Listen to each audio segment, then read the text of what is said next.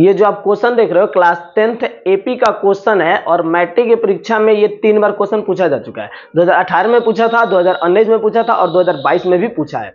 चलिए इसे हम लोग सॉल्व करते हैं। क्वेश्चन क्या है, यदि x + 2, 3x और 4x + 1 समांतर श्रेणी में हो तो x का मान बताना। हमें इसमें किसका मान बताना है, x का।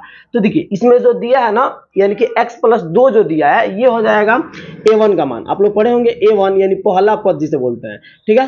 a1 का मान क्या दिया है, तो दिया है x + 2, ठीक है। अब आपसे जो अगला जो दिया है ना वो a2 का मान है। a2 का मान क्या दिया है, a2 का मान दिया है 3x, ठीक है। अब जो उसके आगे जो दिया है वो हो जाएगा a3 का मान। a3 का मान क्या दिया है, तो दिया है 4x + 1, ये यानी पहला पद, दूसरा पद और तीसरा पद। अब देखिए जब भी समांतर श्रेणी में रहता है तो उसका सार्व अंतर, क्या सार्व अंतर कहो या पदांतर कहो या फिर कॉमन डिफरेंस कहो या शॉर्टकट में आप इसे डी बोलते हो, ये क्या होता है, बराबर होता है ना। जब भी एपी में हो यानी समांतर श्रेणी में हो तो सार्व अंतर क्या होता है, बराबर। तो जब बराबर है तो इसे हम लोग कैसे निकालते हैं, जब भी डी निकालना हो यानी सार्व अंतर निकालना हो तो फॉर्मूला क्या होता है, अगले वाले में से पिछले वाले को घटा दो। क्या होता है, अगले वाले में से पिछले वाले को घटा दो।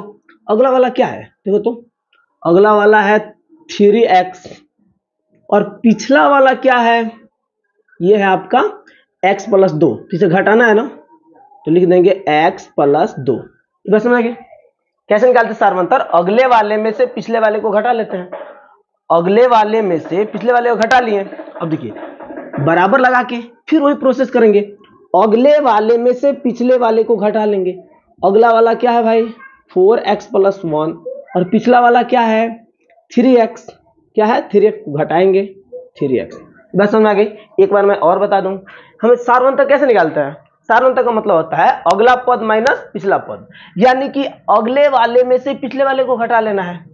तो मैंने क्या किया, मुझे डी निकालना है तो अगला वाला यानी 3x और पिछला वाला 2x माइनस कर लिया।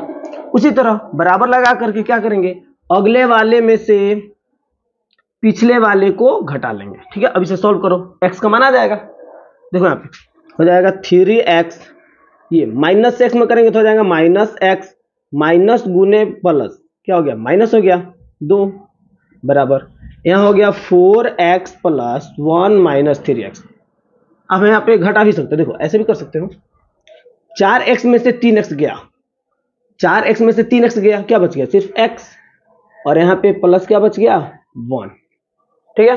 यहाँ ध्यान दो, ये देखो 3x में से 1x गया, क्या बच गया 2x, यहाँ पे -2 बराबर, इधर हो गया x + 1, ठीक है।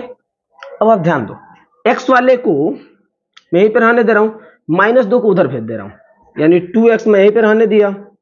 अब देखिए इसका जाति यहाँ पे दिख रहा है ना, इसे इधर ला लो, यानी +x से इधर आएगा तो -x, ठीक है बराबर। इधर क्या बच गया, एक बचा है, एक बचा है ना। यहाँ देखिए -2 है बराबर कुछ साइड जाएगा, +2 हो गया, ठीक है। अब देखिए 2x में से 1x घटाओ, क्या बच जाएगा x, इधर क्या हो गया 2 और 1 3, तो x का मान क्या आ गया 3 आ गया। तो इसका राइट आंसर क्या हो जाएगा, ऑप्शन नंबर सी हो जाएगा। ऐसे ही वीडियो देखने के लिए अपने भाई को फॉलो कर लो, अगर यूट्यूब पे देख रहे हो तो चैनल को सब्सक्राइब कर लो।